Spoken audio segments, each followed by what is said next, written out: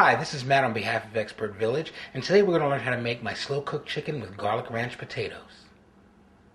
Okay, so the last thing we're going to do now, before we turn this on, is we were going to take our ranch dressing and we're going to put it over our potatoes.